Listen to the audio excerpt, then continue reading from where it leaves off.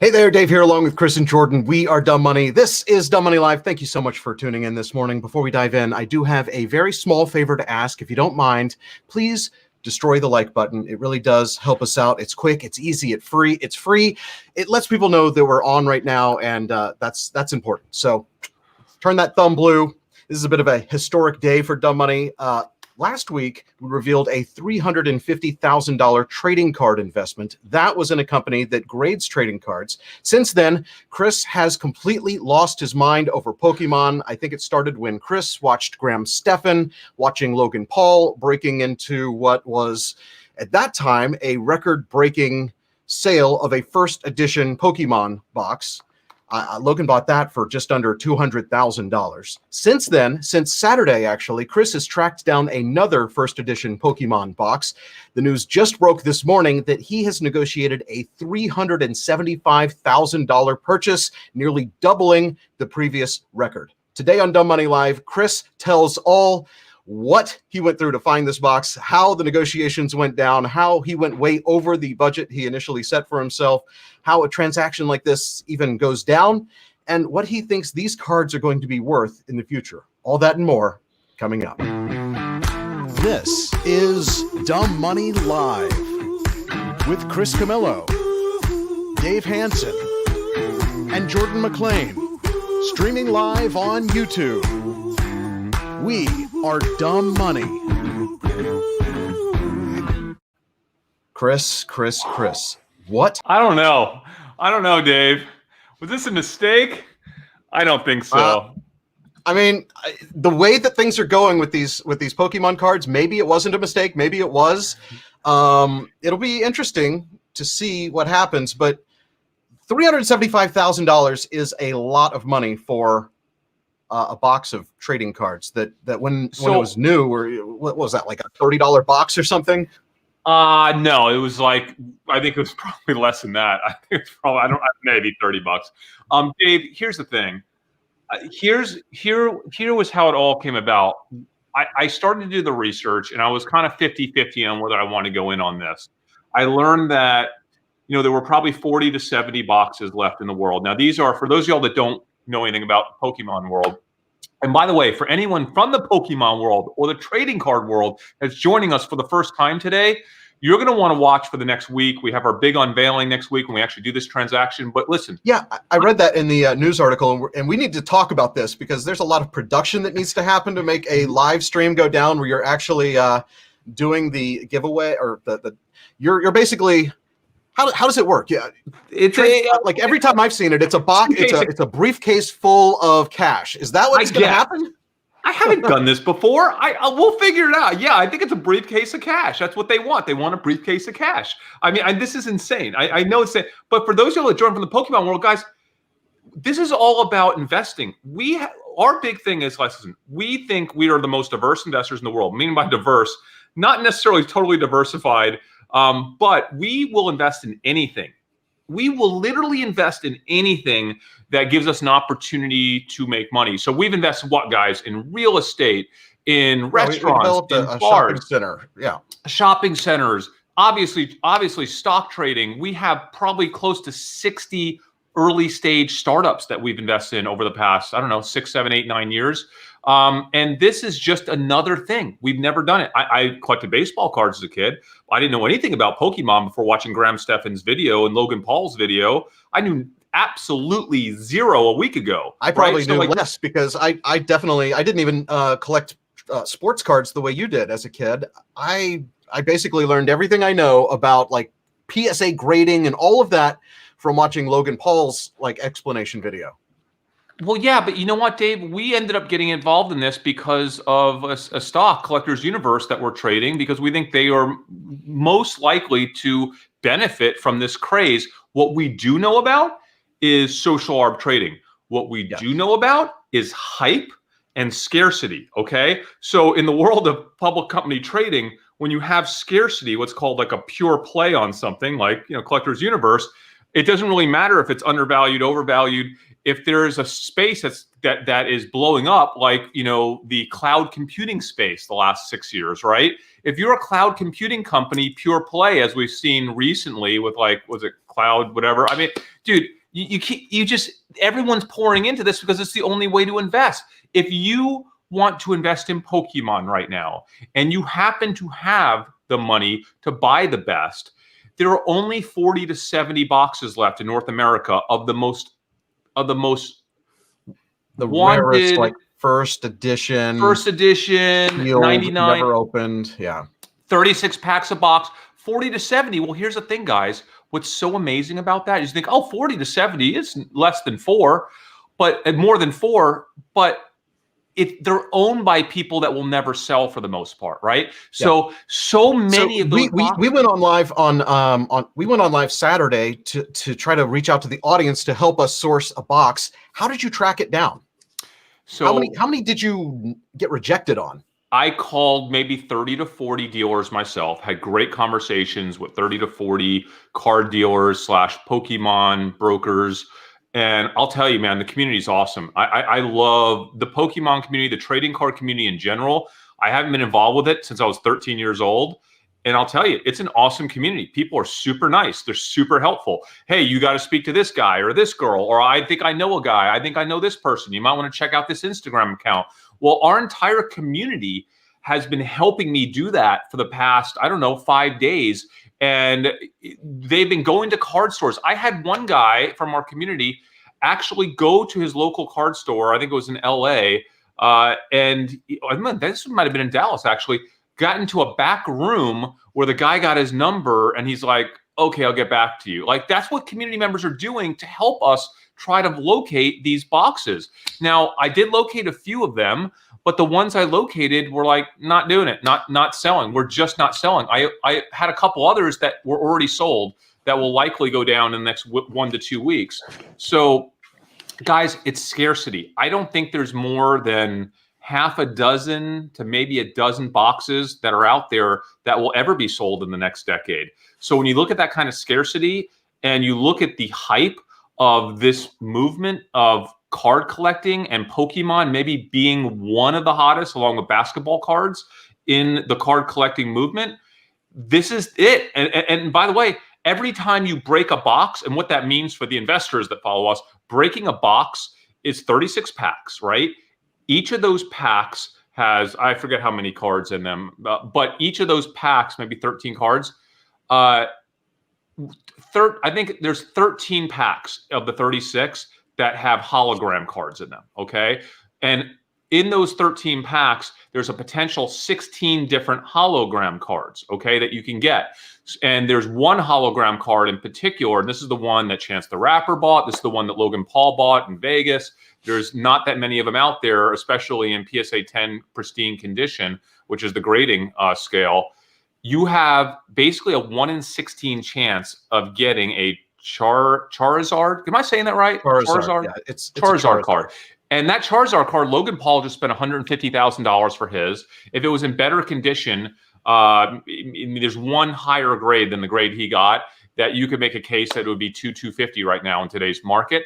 And you might end up pulling multiple Charizards from this box. So once you break the box and sell the packs, then that box is broken. It's gone forever. Once those packs are open, they're gone forever. So it just gets more scarce in time.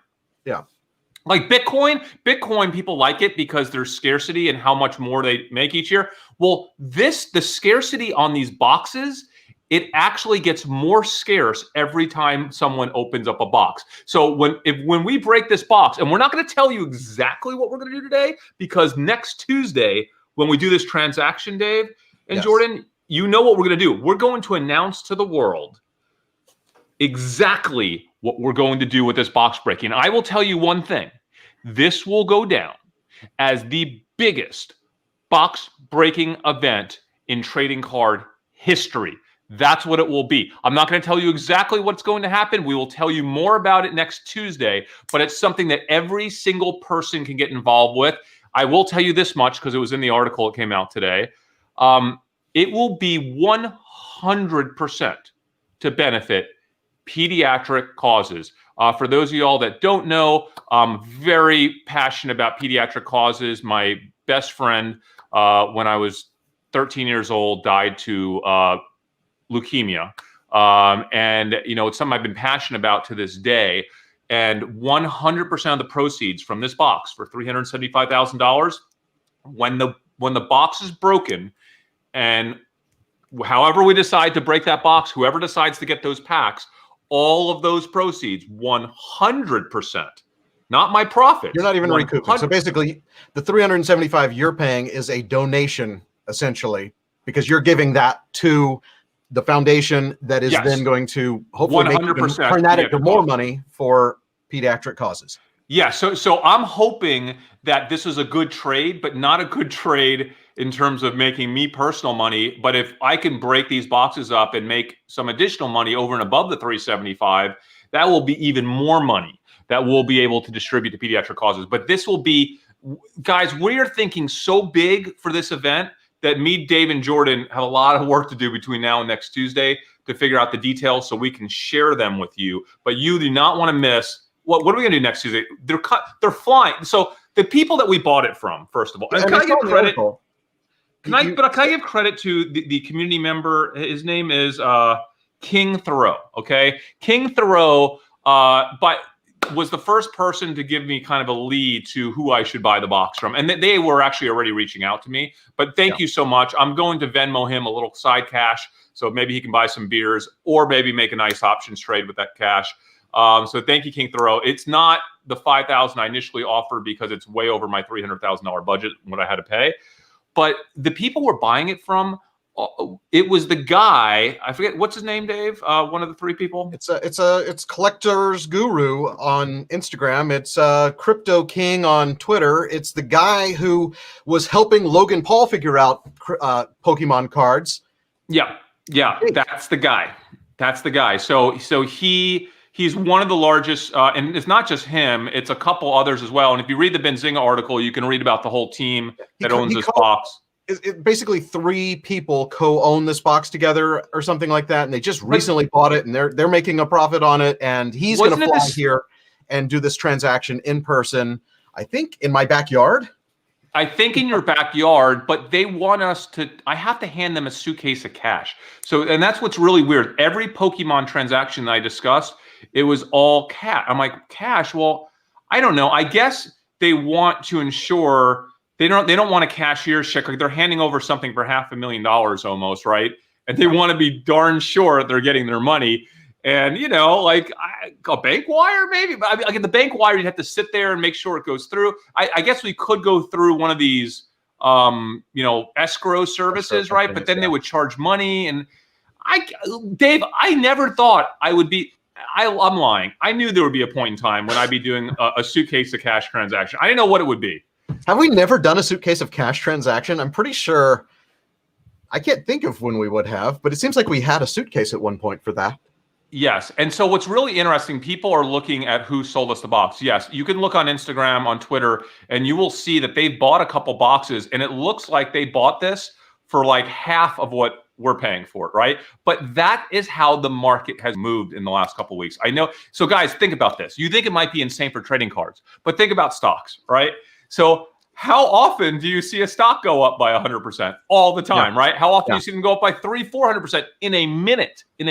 Okay? So this market has dramatically changed, guys, right? From the second that Logan Paul did that video and it went viral, and now Chance the Rapper is buying a card for $220,000. I don't think it's Chance the Rapper. You keep saying that. Isn't it someone else? I don't think it's Chance the Rapper. No, I think it's someone else. Oh, I thought you've said that multiple times, and I corrected you once, and I can't remember who did it, but it's definitely whoever it was, right? But someone in the chat is this stuff is going viral, and that brings more eyeballs to a very scarce market, and that's what happened. So trust me, guys, if I could have gotten this for $200,000, I would have. That just wasn't happening. 0% chance of that happening right now, buying one of these boxes for 200. Oh, Logic. I'm sorry. Yes. Why did I say Yeah, Logic. Because you said that the other day, and you probably saw him on Saturday Night Live with probably, yeah. not Justin Timberlake, Jason Bieber. What's his name? Jordan Bieber. What's his name? What's wrong with my brain today? I don't know, dude. I hadn't slept in 4 days with all this Pokemon chaos. But listen, next week will be really fun. We got to figure out how to do that. Guys, I do think I'm not out buying more Pokemon cards. Okay, let's just. And by the way, on Tuesday, they're saying we should do it live. We are doing it live. We are going to live stream on this channel Chris's briefcase full of cash and them showing up with a lucite box of Pokemon cards, and we're going to do that live on this channel, and it's going to go down what time? This same time, same channel. Yeah, and we're also going to announce, more importantly, exactly what we're going to do with those cards. And part of the reason why we're doing it live next week, because we're just a tiny bit worried about getting mugged for 375. So we figure if it's live streaming, that has to reduce our chances, or at least help us later on with the police. So it will be live. Or it becomes the viral moment that lets people actually discover this channel. Yes. And no, we actually don't know where we're doing it. We have an undisclosed location that we're planning on doing this at some point next week, Tuesday of next week. It will be undisclosed to the world until you see it live. But we're looking forward to it. So that's it. That's Pokemon. Do you think this is a good decision? Do you think the value, let me ask you this. Do you think when we're done with all this, the value will be higher or lower than what I paid? Do you think it was a good investment? I actually think it was a good investment. As crazy as I think you are for doing it, I actually think just with the momentum and how we basically trade stocks is the same thing I'm looking at here. You saw an opportunity for something that is changing in culture. People are, and it's not going to be everyone. Not everyone is going to go out and buy $300,000. It's kind of like a very expensive stock. It's like Tesla stock when it was $1,000, but Tesla split and now it's affordable by everyone. But the reality is I see that this is going to become a bigger thing. I think that the chance of the scarcity, it's like Bitcoin. There's not going to be able to, nobody's ever going to make another 1999 box, right? They just can't do it. Until a time machine is invented, you're not going to be able to create more Pokemon boxes in 1999. And so the few that do exist in the world that are still for sale are going to just increase in value. And at some point, the people who say they're not ever going to sell might actually sell, but the price is going to be driven up by lunatics like you who are willing to drop $500,000. I think that by the time this box is broken, I think that this $375,000 box will be over $500,000 conservatively.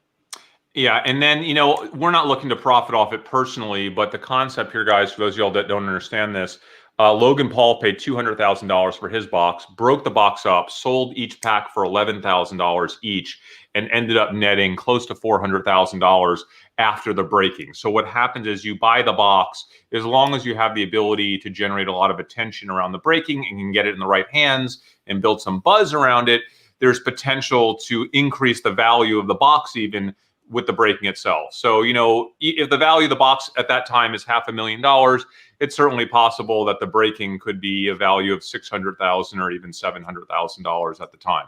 So, and again, the more the better, because we'll tell you how this is going to go down next week, but this is all for charity.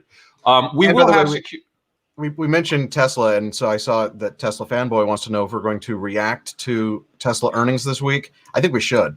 It's one of my favorite things I don't to do. feel like Dave, I don't feel like this is a big earnings for them right now. I think there's, they kind of put everything out there on Battery Day. I think this is just going to be a normal earnings report. I think we can react. We'll see. We'll see. There's a lot of stuff going down this week. We'll talk about that. A lot of earnings this week too. A lot of earnings. We'll get into that. Today's actually a big day. Today is stimulus deadline, right? So what do you guys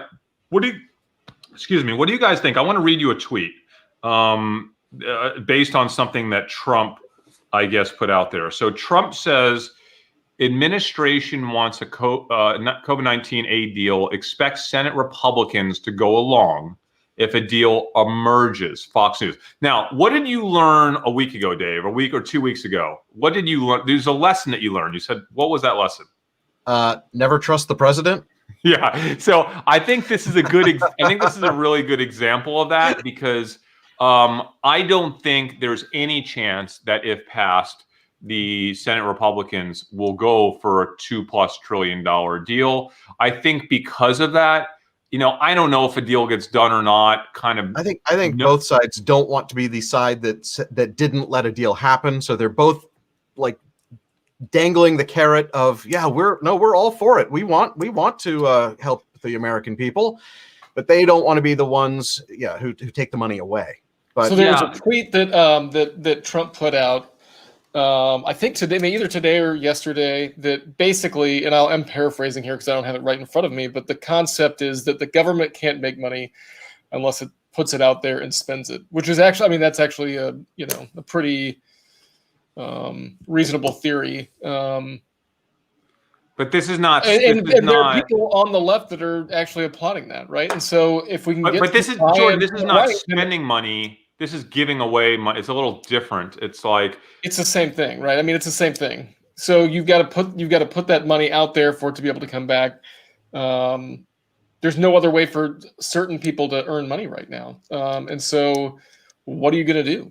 We know that it's going to get spent on the left or right side of the election afterwards. So push it through, get it done. I don't know. I do. Going to get done? I really don't know, but I think there's a willingness to try more than you would guess. I disagree, and I also think the way that the money's being dispersed, just like last time, the money ended up going out to people, mostly people that didn't need. A lot of people need it badly, right? A lot of people need it badly, and there's a lot of people that don't need it at all. Yep. And the bottom line is, we could have given away probably a third of the money. And if they would have spent, let me put it this way, if they would have spent just as much time, or all that time they spent fighting over the exact dollar amount, figuring out a better way to distribute the money rather than just give it to everybody, they could have given away a third as much and had 3 times the impact. Because ultimately, look at what happened. You have companies now that are blowing up. Listen, so much money was spent on stuff that was just discretionary, totally discretionary stuff. And there's companies that have had the best year of their entire 20-year history of the company, 30 years company this summer during a pandemic, right? Because we know that, but we also know that they were smart enough to realize that they couldn't do that, right? So they couldn't sit there and figure out who the winners were going to be and who the losers were going to be. They knew that they were just going to go a shotgun approach at the beginning. They knew, hey, it's more important for us to get the money out there than decide exactly where the money's going to go. And so that, they admitted that from the second that they were starting to write these checks. So that's been listen, you ended up. I can't even get into. There's the level of inefficiency is just. It's almost. Well, that's the government in general, right? Yeah, it's almost mind blowing, and it is what it is. I don't even care. I do care, but from a trade perspective, I don't think a deal is getting done. I've been saying that. Maybe I'm wrong. Maybe a last-minute deal gets done today, and maybe the Senate Republicans approve it. I don't think it really matters, though. That's the thing, because if a deal doesn't get done now, it's getting done later, right? It's getting done. It's just a matter of how big it is and when it's getting done. So this no longer impacts my portfolio kind of balancing like it did a month ago. Once I realize that it's getting done, and I think Wall Street feels the same exact way. Institutional investors are treating this the same way. This market's not going to swing 4,000 points, 4,000 points based on a stimulus deal falling apart or happening, because it's already known that it's going to happen, right? It's just now or in a month. It's not a matter of if, it's a matter of when. And I think that a lot of it has already been priced into the market. And so I don't see it. I don't see a giant swing up when it does happen. I think it will bump up because it's like, oh, yay. But I don't see it being a huge jump up. And I definitely don't see it being a huge jump down if it falls apart at the moment. No, I totally agree. And by the way, guys, like, something's happening in my portfolio today. I'm trying to figure out what it is. I am up huge today on a day that it looks like I shouldn't really be up huge. But the Collector's Universe, the Container Store, and Crocs. Vista, like Vista and Crocs too, though. My Crocs and Apple is up almost. Guys, I'm up almost 6 figures in Crocs today. And are you in Logitech? That was up big today. Dave, I literally been talking about getting back into Logitech for this. I missed the date. Are you kidding me? Dude, you told me you were going to do that. I know. This is what's so insane right now is there's too many opportunities that I'm actually missing opportunities for no other reason than I can't keep up with the calendar. I wanted to get into Logitech. I'm upset with myself for not getting back into Logitech. But You're at the same clearly time, busy looking at Pokemon cards and ignoring your actual stock investments. I'm trying to do both. I'm going all day, all night, and like I'm catching up with a lot of stuff. Oh, XPO, my XPO is up nice. Logistics, right?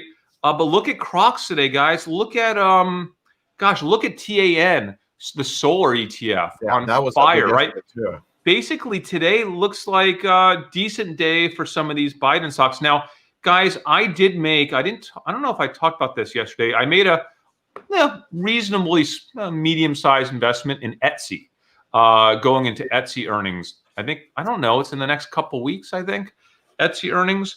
The Etsy story is one that's, I don't want to call it controversial, but it's almost binary. It's half the world that is investing in Etsy believes, it's the future.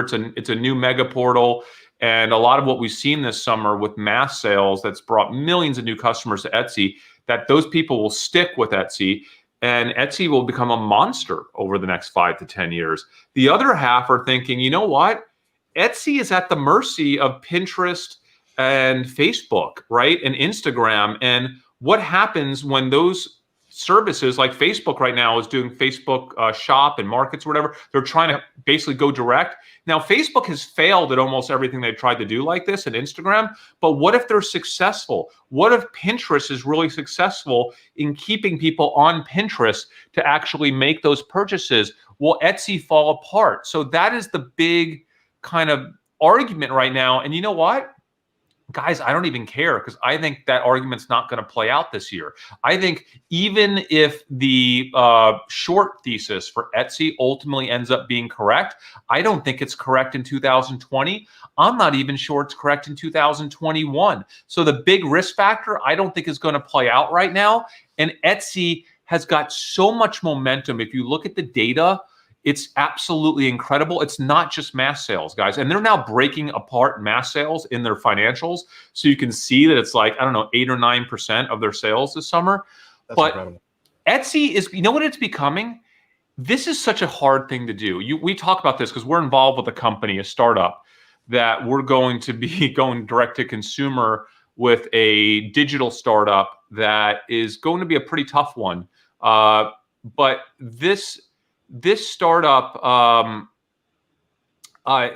it's really hard to get people to change their behavior and think of you as a destination. And that's something that Etsy has done, okay? So Etsy has started to become a place that rather than finding something on Pinterest or Facebook or Instagram and then you get to Etsy through it, like you'll go to Etsy when you're trying to buy something, right, Dave? Like you're trying to buy, there's numerous categories. You'll go to Etsy the way you used to go to like an eBay, right? Because you want something a little bit more real. It's less eBay. It's more like, to me, it's more like custom crafts and like things like that. So, when it comes to, I've got a house full of ladies, wife, 2 daughters. They're always on Etsy, like trying to find, whenever they do a party or trying to do this. And I'm surprised at how many Etsy packages I see show up on the door. Well, Jordan, you're right. And I think that the difference is in the past, maybe they would just go to Google or Facebook and they'd be searching for stuff on Pinterest and then they would land on Etsy, where after you do that a few times, you just go straight to Etsy because you're like, I just want the experience is better. Just going straight to Etsy. That's where you think I want something that's creative and not just like, a big box, this is what it is. If it's creative, you go to Etsy. It's the one place Amazon Homemade has failed, right? Right. It's Amazon failed at this, right? There's so many that have tried to compete and have failed. Amazon failed. I don't see why Facebook couldn't fail as well. And Etsy's like the last man standing. Now, there's something that is controversial though with Etsy, and that is there's a new ad program. Okay, so you pay Etsy. I don't know. It's about 8 to 12% fees depending on what you're doing on Etsy, and then ready for this. if you sell more than I think it's $10,000 a year, I think, on Etsy in goods, you are forced into the Etsy advertising program, where Etsy will advertise your merchandise on Facebook Direct and Pinterest and all these other places, right? And if somebody clicks through one of those links within 30 days, so if they find your product on Facebook and then buy it within 30 days, you have to pay 12 additional percent to Etsy to reimburse them for their advertising costs. And that's what they think. And by the way, they've already come out and said it's not a full pass through. They're actually making money on this. So I think it's interesting from Etsy's standpoint. Sellers kind of hate it. But here's the thing. Sellers hate everything that's more money, because they're never going to see the bigger vision of, hey, guys, this is just what it's going to take for us to continue to build. And I know it costs more. So people are saying that Etsy is going to lose their sellers to eBay, to Facebook, to Shopify stores and stuff like that. And what I did was I actually read a bunch of sellers talking about this. And some of them were super pissed off.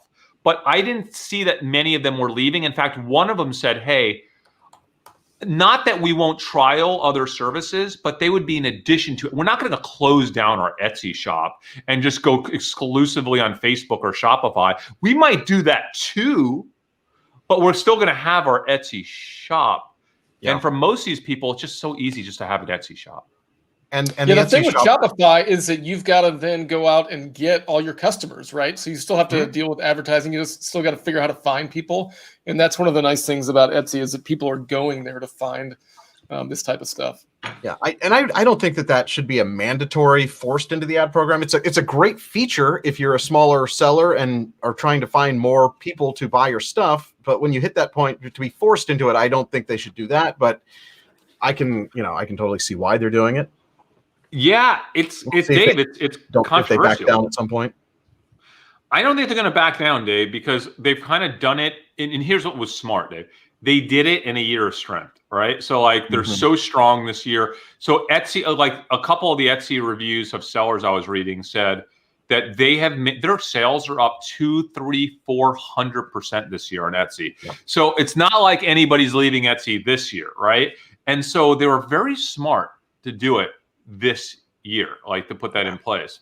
If there were a viable alternative, they might be nervous about losing sellers if there were another alternative, but there's not, and so it's an easy time to make that change. I agree. So they have earnings coming up. I like them. It's not a high conviction. I would say it's a medium conviction trade. Oh look, I didn't even realize Container Store was up today. They're going to earnings this afternoon. So this is probably speculative stuff on earnings, but I told you guys I did buy more Container Store yesterday, right? So I did up my stake. So I am glad if it is up. I'm pulling a quote right now. It's up. We were talking about Dave & Buster's. They're up another 6% today. Dude, did you see Collector's Universe, dude? Do you think that was because of the story that went out this morning? Could be. It's still sitting at the top of their news feed on. At least on TD Ameritrade, still the number one story. I saw it on the homepage of Benzinga. I saw it, in my news feed for stocks, because the stocks I follow, I guess it's because they tagged Collector's Universe in the news story. That's how I knew your transaction went down. So wait, you're saying it hasn't gone down yet? It hasn't gone down until the cash gets handed over, Dave. It's been confirmed. It's there's been very large cash deposits exchange for this to lock the contract in. So that's happened, Jordan. Okay. Yeah, no, we're locked in. Dude, is it on that story on like the main Ameritrade feed? Like not just the Collector's Universe feed? Well, no, I saw it because I have Collector's Universe. Collector's Universe, that makes sense. Yeah. Yeah. Still, wow, what a day for Collector's Universe. Man, that trade's looking good. This is a good day so far. I mean, hopefully it doesn't fall apart on us. This is a good day. Vista was down a little bit. Somebody, my buddy Ryan texted me this morning. Anytime any stock that I kind of recommend, well, I don't recommend. I do recommend stocks to close friends because I don't care. But we're not investment advisors, guys. So don't do anything that we do. We don't know your risk tolerance. please do not mimic our trades. Just do your own research. But yeah, Ryan texted me this morning. He's like, "You still in Vista? You still in Vista? Has anything changed?" And anytime I get a text like that, I know one thing. It's down, right? It's down. And that's why he's texting me. And sure enough, it was down 50 cents. And now it's up 50 cents. No, I'm still in Vista. In fact, I bought more Vista this last week. I bought more. I told you, I bought more ammo stocks. I now own all 3 of the ammo stocks out there. So I am deep into ammo right now. I'm only in Vista as far as the ammo stocks, and I'm only in it recently. The one thing I'm down again today is my Booking.com short. You know, the second I went short in Booking.com, I was going to start getting murdered again every day. This is it's my hedge. Sure. It's my hedge. It's what I get. It's what I get. Oh, you know what is up a little bit though today? My Hertz puts are up. That must mean that Hertz must be down. Finally, is Hertz coming down? Gosh, 30 cents. Yeah, I'll take that. I'm in the money now. I'm in the money in my Hertz puts. What else we got? Do we have any questions, guys? Oh, Olin. So Olin is the other ammo trade, guys. We talked about that on our episode yesterday that I'm in now. Are we reacting to Peloton's earnings? Didn't they just have earnings? Or was that like, that was the Peloton event? That was, they had an event. They had the release. I'm so not ready for Peloton again. Is that happening soon, guys? I guess we'll probably react to Peloton. Is that this week? Oh, space. Dave, did you get the story I sent you this morning on SpaceX, the satellite division of SpaceX that we have that's being partnered with Microsoft Azure now? No, I didn't see that. Yeah. What's it called, Jordan? It's called Starlink. Starlink, yeah. So Starlink, Dave, is partnered. Did you see this, Jordan? They're partnered with Azure. Well, I didn't send it to you, Jordan, because since you're not in SpaceX, I didn't want to send you positive SpaceX stuff. But I don't care. I mean, I still get email I could invest in it at any time. I think Microventures has some shares right now. Oh yeah, they do. They do have some shares with their deal. So they partner with Azure. This is really interesting. So Azure, Microsoft Azure is actually setting up mobile Azure stations around the world in trucks that are like truck beds around the world for places that don't have great internet, and they're going to be using satellites, including the SpaceX satellite link, whatever. So that's a big partnership for them. That's good. I mean, that's got to be a pretty good revenue stream for them, I think.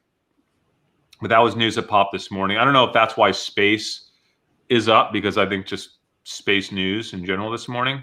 Space news. It makes no sense that the other space stock would go up because they have nothing to do with that, and they're not making it with Microsoft. Right, they're not making an internet, satellite internet based system. So, here's some good news, guys. Leon says to check my GBTC, which is my Bitcoin ETF that I doubled down in last week.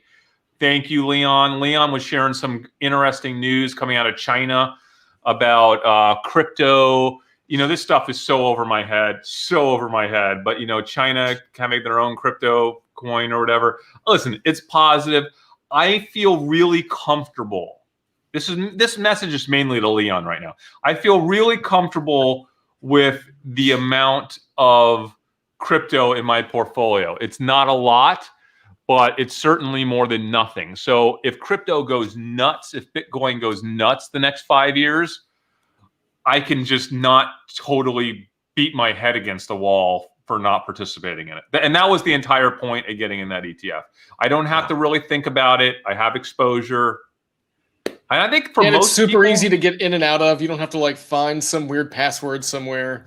Yeah, Jordan, are you in it at all? Would you do that? Would you do that to get exposure? Because you're pretty diversified. I might. I mean, I just don't know how to time it. I feel like with Bitcoin, it's all about timing. I think Leon's more into that than I am. I feel like I'd have to read so much to figure out how Jordan, to time if you listen to Leon, he would tell you right now, right this second, you need to get in because there's some big. So basically.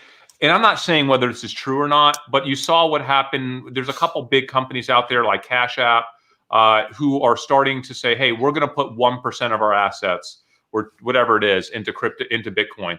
That's a movement that's starting, Jordan. And if that movement starts to accelerate at all, and you basically get a situation where essentially every single financial asset starts to have a 1% crypto position, just almost as a hedge, if nothing else. Didn't Square say that they've got like what? That was it. Square. In, yeah. Okay. Yeah.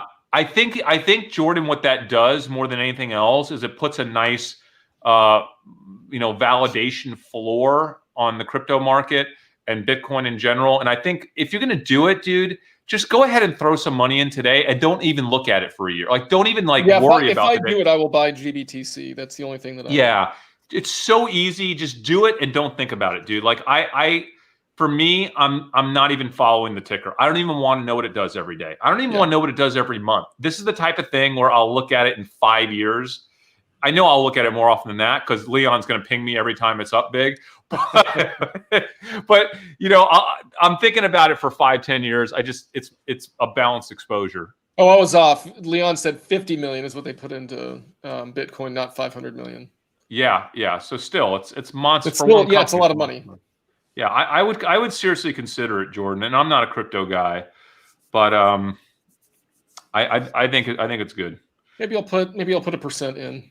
Yeah, just do that. Just follow that whole thing. Do a 1%. Yep. I have actually now. You know what? I have probably 1.5 points in. I'm about 1.5 points in my book. Yeah, I feel like that's reasonable. That's a reasonable thing to do. Yeah. Anyway, what else we got, guys? What else is going on? We have not. Have you guys done research on Chipotle CMG? I haven't. I did a.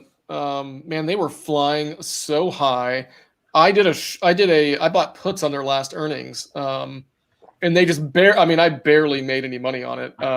They came down, but not enough to hit, you know what I mean? So like I made like 10% on it or something like that. I never do that, but I was looking at it. But then right after I placed a trade, I was like, you know what? I should probably look into how liquid this is. And I started looking to see it's like 98% institutional shareholders. I'm like, oh, this is a stupid put. This is stupid. Dude. But not only, here's the thing, you so never, ever, ever, ever do anything like that. It's so surprising that you would have randomly. Here's the deal. So from what I remember reading, the deal is, they're doing well, but there's still, increased costs. They're not doing as much as they should be doing, but, given COVID and all these things, like they're doing really well. They have the drive-through initiative, which is kind of cool. That's a whole bit. I think it was all about, and not just the drive-through initiative, but they've got you can like order on your phone and do that whole thing. So I think that's really helping them out during this time. Someone just asked. David asked Nintendo going into the holidays. David, this is a tough one. I love Nintendo so much. I am just such a monster fan of that company. The only reason why I didn't buy it this year, and I super regret this now because it's had a really good year, is I had a hard time investing in Nintendo in a year when we were getting the long-awaited refresh cycle of the PlayStation and the Xbox, but no monster refresh in the Switch, Nintendo, right? So it felt like, man, that just seems like a really weird thing to do. At the same time, they're selling every Switch they could make. You can't buy a Switch out there. It's ridiculous. I probably should just do it because I feel like Nintendo is one of these. Again, we use this word a lot on this show, probably more than we should, but it's a generational movement, and it's just. I'll give you an example. So at Universal in Japan, Universal in Florida, and Universal in LA, in California. Over the next couple of years, they are opening up Nintendo World, right? These are monster theme parks. And that's a really big step for Nintendo, guys. Like Nintendo has, the fact that they've maintained their brand to the level they have in America without that type of exposure, without all the dolls and all the, that tangible stuff, is incredible. And now you have two of the biggest, outside of Disney, really the biggest theme park operator, period, that they're creating these massive Nintendo worlds. Like, I honestly think Nintendo is a stock that is just going to continue to surprise us. Nintendo as a company will surprise us. Look what happened with the stupid Pokemon. I just bought $375,000 of Pokemon.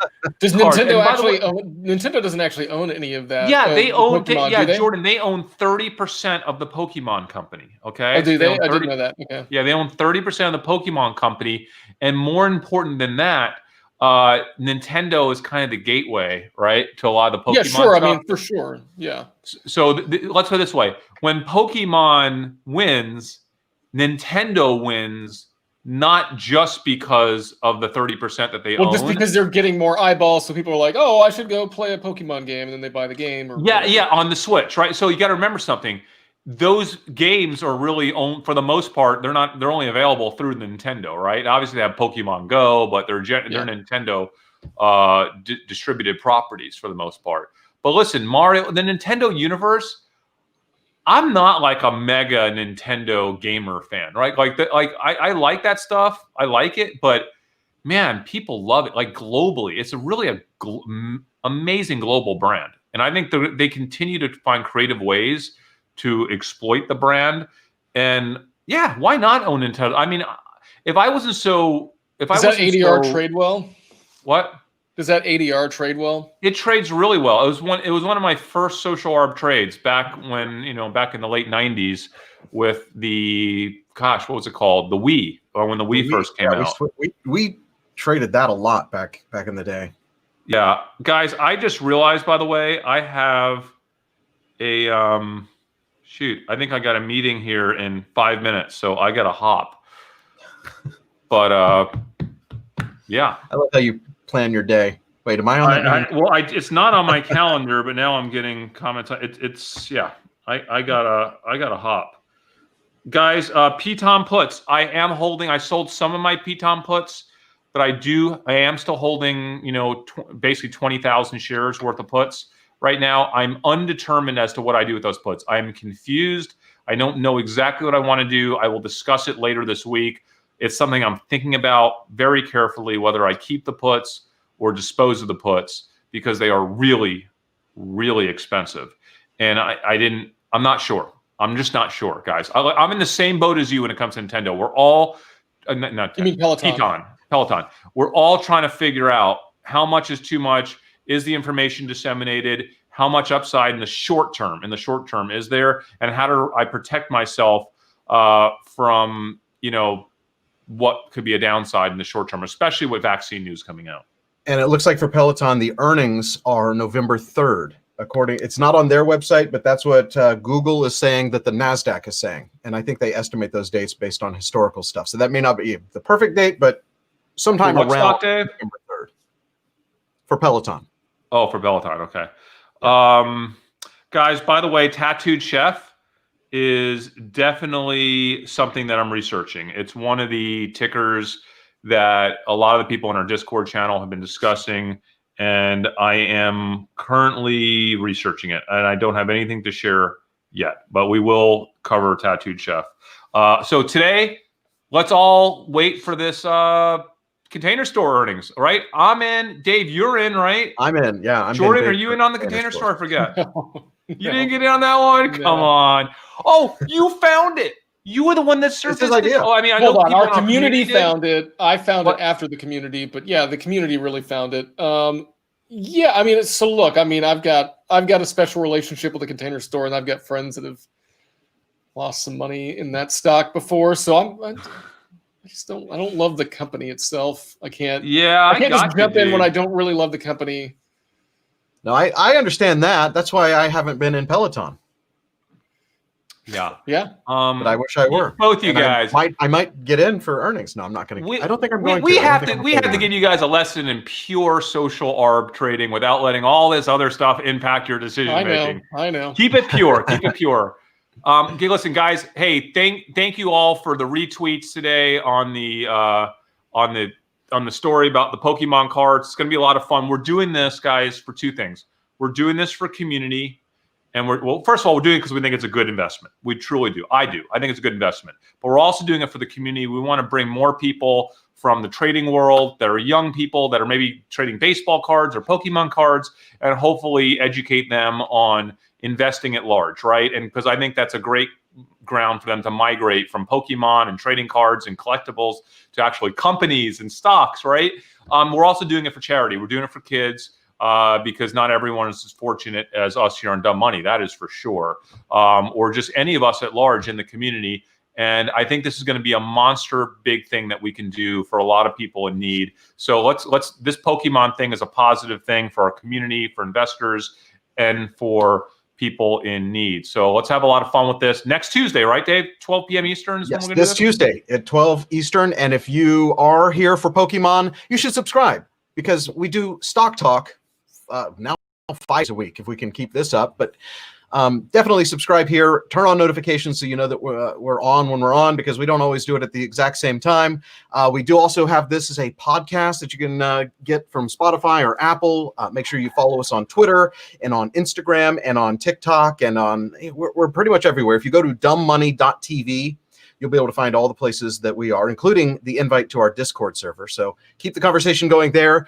I think that's it. Thanks so much for watching. I'm Dave Hansen for Chris and Jordan. We are Dumb Money. We will see you tomorrow.